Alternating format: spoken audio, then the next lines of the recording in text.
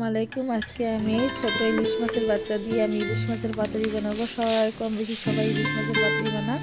আমি এখন দেখেন সর্ষে নিয়ে নিয়েছি, পোস্ত নিয়ে নিয়েছি পরিমাণ মতো, আর পানি দিয়ে ভিজিয়ে থবো। 15 মিনিট ভিজান হয়ে গেছে। এখন আমি মিক্সচারে দিয়ে মিক্স করে নিব। 3টা কাঁচামরিচ দিয়ে দিলাম, একটা পেঁয়াজ দিয়ে দিলাম, মিক্স করে নিলাম। লাউ পাতা ধুয়ে ক্লিন করে এখন বেছে নেব।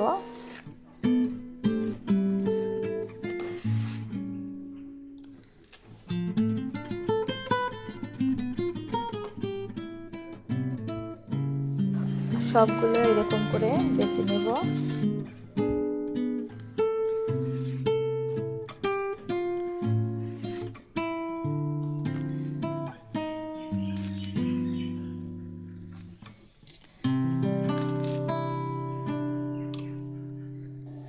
দেখেন পেস্টটা খুব মিক্স হয়ে গেছে, আমি হাত দিয়ে দেখাই দিলাম। আপনারা শিলপাটাতে আপনারা বেটে নিতে পারেন।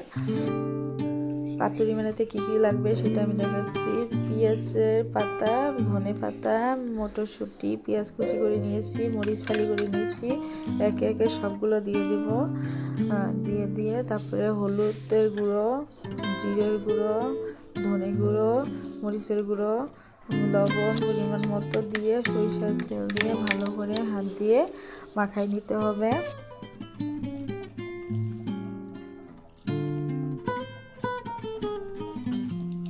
ইলিশ মাছের বাচ্চাগুলো এখন এই মশলার মধ্যে দিয়ে ভালো করে হাত দিয়ে মেখে নিতে হবে। এই মাখামাখিতে কিন্তু আপনার স্বাদ আসবে। ভালো করে মাখানো শেষ হলে এখন আমি লাউয়ের পাতা দিলাম। এখন আমি মাছগুলো দিয়ে দিলাম। মাছগুলো মশলা দিয়ে এখন একটা কাঁচা মরিচ দিয়ে দিলাম। তার উপরে সরিষার তেল দিয়ে এখন এটা আমি ভালো করে ভাজ করে নেব।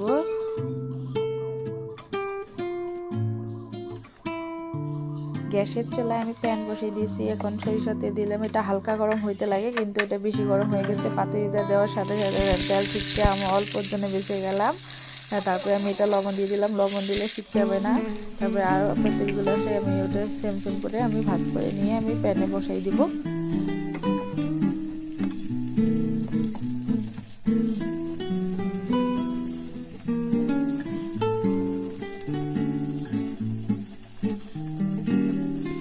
আমার পাতুরির শেষ। এখন এটাই লাস্ট। আমি এখন প্যানে এটা দিয়ে দিলাম। দিয়ে দেওয়ার পরে আমি ঢাকনা দিয়ে ঢেকে দেবো। ঢেকে দেওয়ার পরে 10 মিনিট পরে আবার চলে আসলাম। এখন আমার পাতুরিটা দেখেন অলমোস্ট হয়ে গেছে, 50% হয়ে গেছে। এখন আমি উল্টিয়ে দেবো। উল্টে দেওয়ার পরে তারপরে 5 মিনিট আবার রান্না করব। রান্না করার পরে আমার পাতুরি হয়ে যাবে। গরম গরম ভাত দিয়ে সার্ভ করে এরকম করে খান। লাউয়ের পাতার সেন্ট আর এই ইলিশ মাছের সেন্ট দুইটা খুব ভালো লাগে। এটা এরকম করে বেশিরভাগ মানুষ খেয়েছে, কিন্তু মটরশুঁটি আর দিয়ে খেয়েছি। কে কে খেয়েছেন কমেন্ট করে জানাবেন। সবাই ভালো থাকবেন, সুস্থ থাকবেন। আর ভিডিওটা ভালো লাগলে লাইক, কমেন্ট, শেয়ার করবেন। সবাই আমার জন্য দোয়া করবেন। আল্লাহ হাফেজ।